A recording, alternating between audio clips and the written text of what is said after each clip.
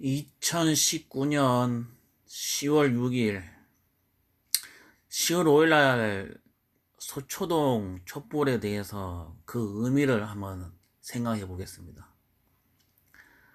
혹자는 동원 집회가 아니냐, 자발적인 집회가 아니냐, 라는 논란이 많은데, 동원과 자발의 차이가 뭐냐, 곰곰이 생각을 해봤습니다.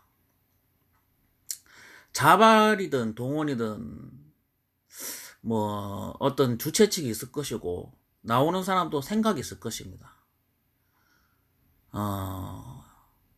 태극기 집회 같은 경우는 문재인 하야라든가 조국 사태 같은 그런 생각이 있을 것이고, 초초동 같은 촛불 집회는 조국 수호와 검찰 개혁이라는 그런 이념이 있을 것입니다. 그렇다면 자기가 생각하는 어떤 목표와 이념이 있다면 그거를 이루어지지 않는다면은 어떻게 했습니까? 계속 나오지 않겠습니까? 바로 그겁니다. 동원 집회는 나오지 않습니다. 돈을 주거나 누가 자기 의지와 상관없이 나왔기 때문에 나오지 않습니다. 그러나 자발적 집회는 계속 나옵니다. 뜻이 이루어질 때까지, 자기가 생각했던 뜻이 이루어질 때까지 계속 나옵니다. 그게 동원 집회와 자발 집회의 차이인데, 10월 3일 날 일어났던 그 보수 집회는 또다시 그 정도 인원이 모일 수 있을까라는 의문이 있습니다. 그러나 서초동 집회 같은 경우는 저번 주에 이번 주로는 더 늘어났습니다. 이 사진을 보시면 아시다시피 더 많이 늘어났다는 겁니다. 어마어마하죠. 계속 이런 숫자가 나온다면은 이건 자발적 집회라고 볼 수가 있습니다.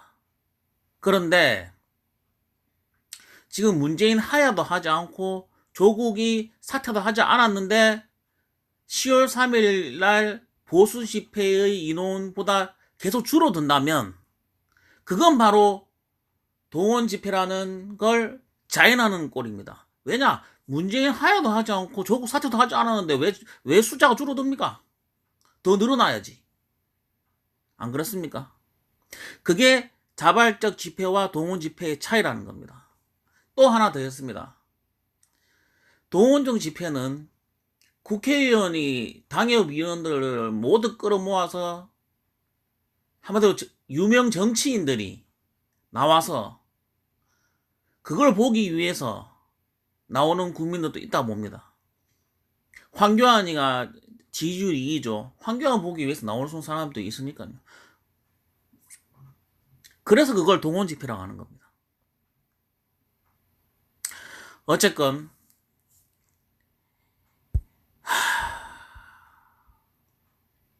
일본의 기득권이 언론을 보면은 지금 현재 우리나라하고 비슷합니다. 오직 원사이드한 언론만 있죠. 결국 일본 정권이 60년 정도 됐는데 딱 한 번 정권 교체가 되었습니다. 일본 민주당으로 정권 교체가 되었는데 2009년부터 2012년 딱 3년 만에 망했습니다. 왜냐? 지금 우리나라처럼 원사이드한 언론만 있었기 때문입니다. 총칼로 쿠데타를 못 일으키니까 언론으로 그리고 기득권으로 쿠데타를 일으킨 겁니다. 지금 우리나라에는 김어준이라는 그 장만파의 삼국지의 장만파의 조조의 100만 대군을 홀로 맞섰던 장비 같은 김어준이가 있기 때문에 그나마 일본보다는 나은 상황입니다. 근데 일본은 그런 게 아예 없죠. 그리고 이런 소초동 집회 같이 이런 100만이든 200만이든 이런 사람이 나오질 않습니다. 결국 3년 만에 민주정부는 망했습니다. 근데 우리 한국은 보십시오. 망하려고 하니까 이런 시민들이 나와서 정권을 지지하고 있습니다. 이게 바로 대한민국과 일본의 차이입니다. 위대한 대한민국이라 생각합니다. 저는